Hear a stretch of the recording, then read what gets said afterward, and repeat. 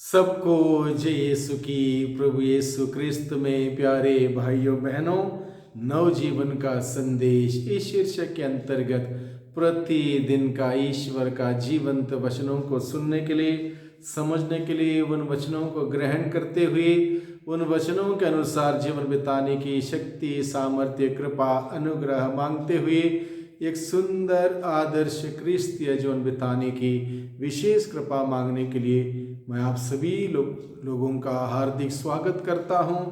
आज जनवरी की 24 तारीख है, शनिवार का दिन है और आज के दिन में हम सबों के लिए मनन चिंतन करने के लिए विषय दिया है संत मार्कुस के द्वारा रचित सुसमाचार अध्याय 3 पद संख्या 20 से 21 का प्रसंग है।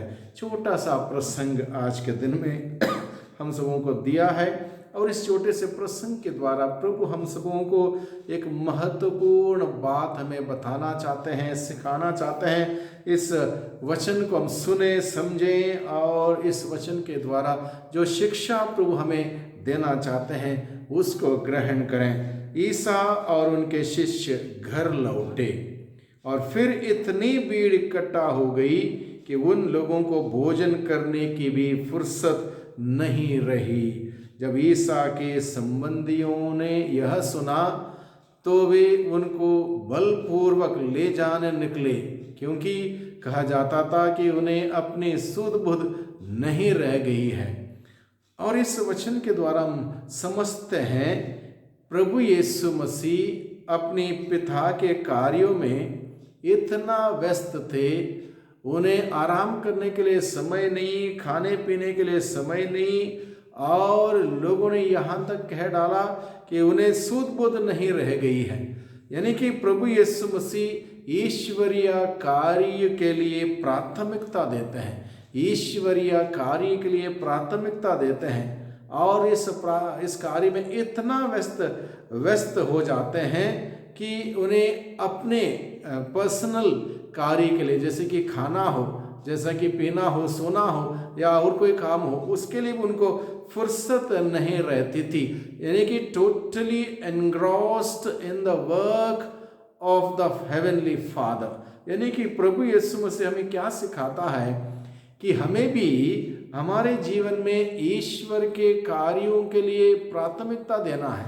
बहुत बार हम लोग क्या करते हैं, हमारे कार्यों के लिए प्राथमिकता देते हैं। हमारा आज का सुबह का कार्य ये है, दोपहर का ये है, शाम को ये है, उधर जाना, इधर जाना, वो करना, ये करना, कपड़े धोना, मार्केटिंग करना, शॉपिंग करना, मेहमान में जाना है, मेहमान आए हैं उनको खिलाना पिलाना।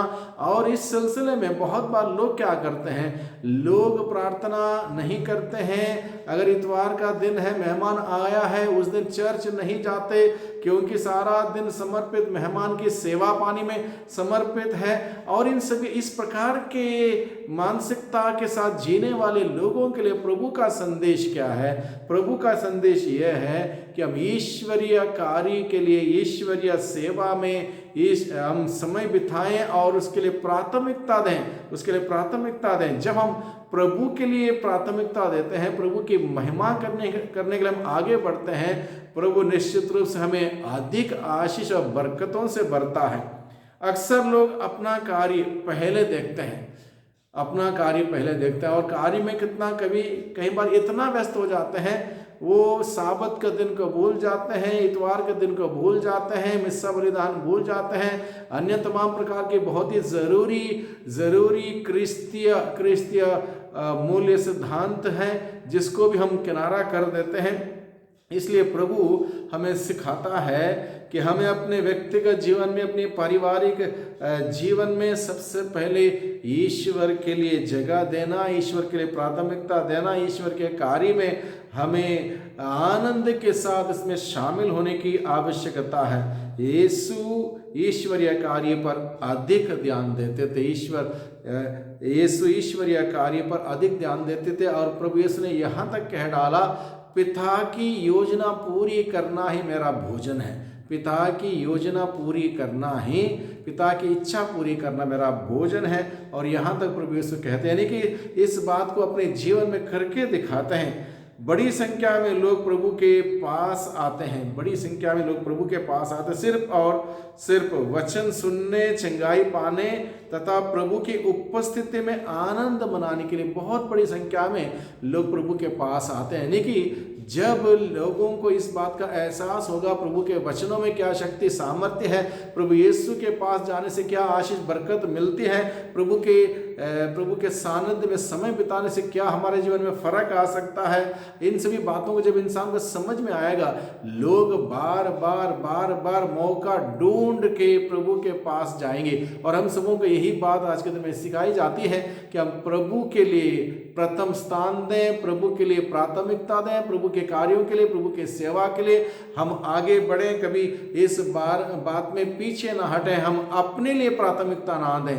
अपना ख्याल रखना जरूरी है, लेकिन अपना ख्याल रखने के साथ साथ प्रभु के कोई भी कार्य में, प्रभु के कोई भी सेवा में हमें पीछे नहीं होना चाहिए। आगे प्रभु का वचन कहता है, ईश्वरीय कार्य के लिए, चर्च के कार्य के लिए मैं कितना समय देता हूँ। इस बात पर हम विचार करें, ईश्वरीय कार्य के लिए, चर्च के कार्य के लिए मैं कितना समय देता हूँ। कई बार हम लोगों को बहुत सारे संदर्भ मिलते हैं, अवसर मिलते हैं, कलीसिया में हो, समाज में हो, एक योगदान देने के लिए, सेवा देने के लिए, एक उदाहरण देने के लिए बहुत सारे मौके मिलते हैं। हम लोग ये सोचते हैं ये मेरा काम नहीं है, और कोई करेगा, सरकार का काम है, उसका काम है, इसका काम है, पल्ली पुरोहित का काम है, सिस्टर का काम है, इस प्रकार से हम टाल देते हैं। इसलिए प्रभु आज के वचन के द्वारा हमें सिखाता है कि बहुत सारे संदर्भ हैं, बहुत सारे अवसर हैं जहां हमें ईश्वरीय कार्य के लिए आगे बढ़ना है, ईश्वरीय कार्य करना है।